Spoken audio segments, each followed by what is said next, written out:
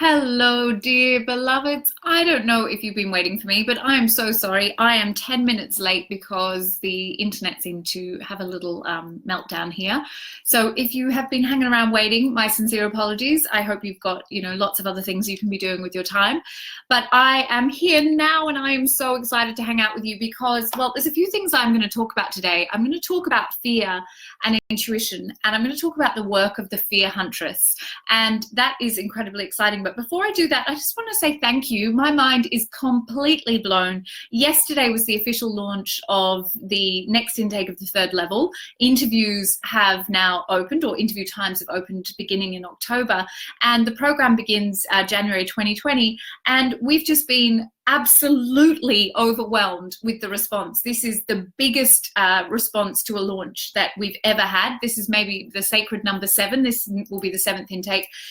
It's quite humbling and gobsmacking, and I'm just so incredibly grateful to all the women who have risen up beyond the doubts, the fears, the excuses, the stories, and said, yes, I want to know more. I want to spend some time with you, and let's hang out. And that's exactly what you do. It is so exciting.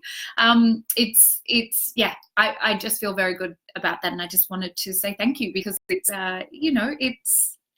it feels like there's a big thing happening in 2020, and it's a very powerful time to be aligning, getting congruent with truth, and to really find a way to be on that uncompromising path, which is exactly what the third level is. And there are things about the third level that I'm coming to understand are deeply unique and make it a truly revolutionary training. And one of the things that I just want to share with you before I start talking about the Fear Huntress, which is very exciting to me, and I'm thinking about it here because I've got the gorgeous Amy, Temple of She, on my couch right now. She will be here until Saturday, and I'm very grateful. Not necessarily on the couch the whole time, although we have been co-working and she's been on the couch quite a lot. That's her desk over there.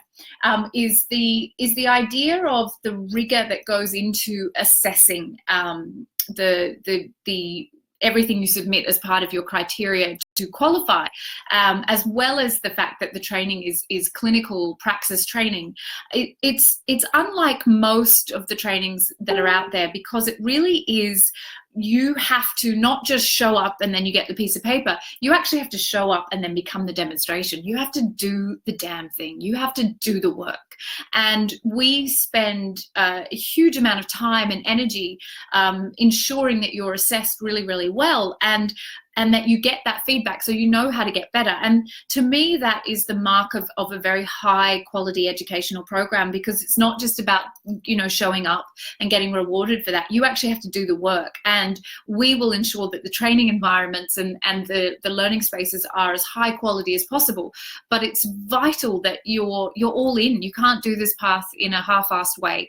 And that's something I just, it just occurs to me it's important to talk about, because it's something that's only been brought to my attention recently, that this is something very unique about the program. And I feel really excited about what's possible for the women who walk this path then, because the standards that I expect from them become the standards they expect from themselves, and then they go forward and contribute to the revolution. So that's a little aside. That's something that's incredibly exciting to me, and I will talk more about. I'll talk more about the details of what the assessment is and how you become qualified as a clinically trained intuitive guide, aka Fear Huntress. And what do I mean when I use that term? And that's something that I love that idea so much of the Fear Huntress. It's an archetype we started talking about last intake, and it just really captured me. It's so accurate, isn't it? It's exactly what we do. She's nodding. She's nodding. She's not very vocal, but she's nodding. It's very accurate. I think it completely describes the third level priestess. It completely describes the third level priestess. Direct quote from Amy Tao right now in real time. And it's the work of the qualified intuitive guide to have the capacity with laser-like focus to go into the subconscious of her client and to identify the shadow that is dominant in that client at the time that they present to the practitioner. Now, there's a really beautiful symbiosis that happens here, is that if I sat down with you to go into your subconscious, I would identify the fear that is most relevant for me to identify, because it's also my medicine. And this is the thing about this work that is so freaking glorious, is that it isn't happening in isolation. It's not me, the all-knowing, all-seeing practitioner who is, you know, just looking at you as this poor victim and you know, going in to try and fix things for you because you're too vulnerable and useless to be able to do it for yourself. There's a symbiotic relationship. There's an alchemy, a divine alchemy going on. Now, that doesn't mean your practitioner is going to lose herself in her own stuff as she works with you, because she is too well trained to do that. But inevitably, the fear that she identifies for you is the absolute best fear that the two of you can clear together, because you are not just sitting there passively receiving. What happens is that every time when we go into the retreat, which is where we do our clinical praxis, every time we do like a speed dating style training, and I'm giving things away for those of you who haven't yet been on retreat who are listening. And what happens is you move from one person to the next, and every fear that you identify will be different to the person who then moves on to that same client to identify the fear.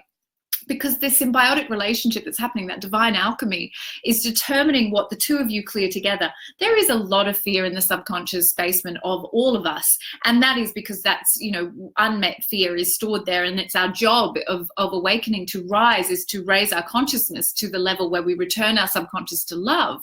And that is exactly what your qualified intuitive guide is there to do. So she learns how to identify that fear with laser-like precision, and then how to work productively with that fear with you in that session to move that fear up, to raise it up, and to elevate that fear so that it becomes wisdom, and that we're no longer in the clutches of the body-mind addiction. We're no longer a victim to that fear. So the fear huntress is just such a profound descriptor for the work of the intuitive guide.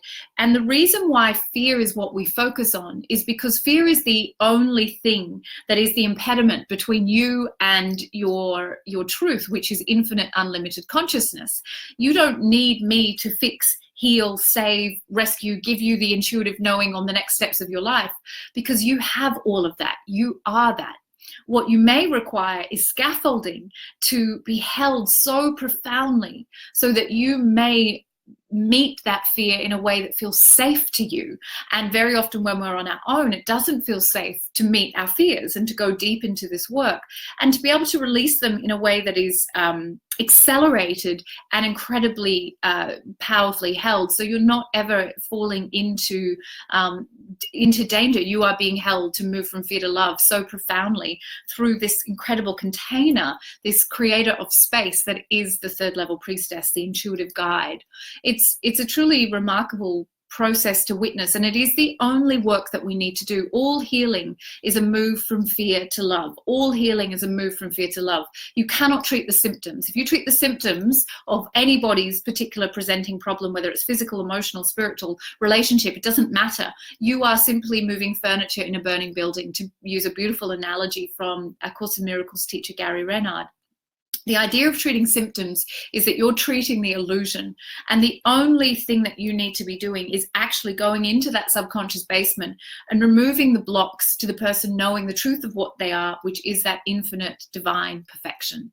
So that is our work as a third level guide, and that is what you are training as, is to be that fear huntress, and to powerfully move people from fear to love in a way that is not re-traumatizing. It isn't about taking them into the story. We work very much with meaning rather than cause. What we know is that illness and life situations and mental health issues and spiritual situations and crises of any kind are multifactorial. There is never one story. There's never one moment. Everything is a continuum of experience. And so trying to identify the cause is completely redundant.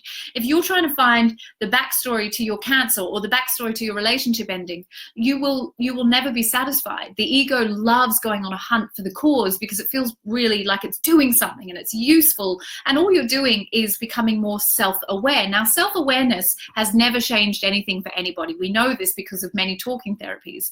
We are simply gathering a catalogue of all of our wounds, and then we sit there and we're really good at telling you about our wounds, but we have not moved or healed or changed the wounds. We are still sitting in the wound, and Caroline Mace calls this woundology. And then we'll gather with other people who share share the same wounds, and we become very good at identifying people who are of like vibration, because then they help us or allow us to stay in that story. So our job is not to look for the cause, because that would be an impossible task. If anyone can tell you, ever thinks they can tell you, can pinpoint the moment where your symptom began, they're full of crap, basically, because they are ignoring the fact that you are a multidimensional, a timeless soul who has lived and is concurrently living multiple lives all at once. This is the true nature of what we are at the quantum level, and that it is simply impossible to imagine that you could find the exact moment where something began.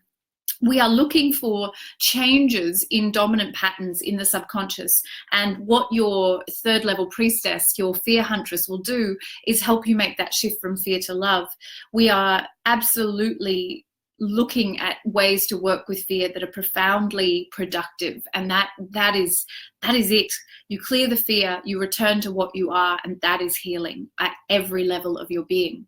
So this is work that obviously I am incredibly passionate about, have created a year-long training around, and we are looking now, calling in the next intake of the women who will walk that uncompromising path, because of course I'm asking you to surrender your trinkets and superstitions. I'm asking you to stop thinking in the vagaries of the new age and to instead become a new paradigm leader. And that means that we are birthing a new consciousness where we understand that things only change at the level of consciousness, not at the level of form. So if you treat the symptoms of form, you are simply buying into the illusion and you're causing more harm. And this is what happens so often in this kind of new age, superficial spiritual culture. This is a path for the woman who is willing to do the deep work of a deep faith, for she must be congruent between her actions or her faith and her actions. And that means, of course, that she must be hunting down her own fear, as my beloved priestesses who are here with me now will know, and gorgeous Amy on the couch will agree. You must be willing to walk the path of meeting and clearing your own fear every damn day. This is humility, and humility is the first step of leadership. It is impossible to go on this path without having that willingness to recognize that fear will keep rising. Our spiritual path is not an antidote. It's not an attempt or a way to try to stop life from happening. Fear will happen. Life events will happen that are scary and even terrifying. But we have a choice about how we respond to them when we understand that fear is actually leading us back to the truth. Fear shows up to lead us back to the truth, not as a way to derail us. It will only derail us if we don't know how to work with it, and we're not, we're afraid of it. And it's my mission to help you understand that fear is your greatest ally. And I'll share a link to the micro method so you can start to work with your fear productively, and to use it as a way to bring you back to the truth of what you are, which is incredibly intuitive, incredibly profound, deeply connected being who is fully human and fully divine. And for those of you who are called to the path of the priestess and want to be in service in the world as that fear huntress, you want to move humanity from fear to love, then I'll share the link to book your interview time. And as I said, we've been blown away, but absolutely blown away with the response. I'm so grateful to see how many of you are willing to do this work. So please don't hesitate. If you're keen to spend some time with me, get to know me, and I can get to know you, then book your interview now and we'll go on the journey together. It's my privilege to serve you, and thank you so much for joining me.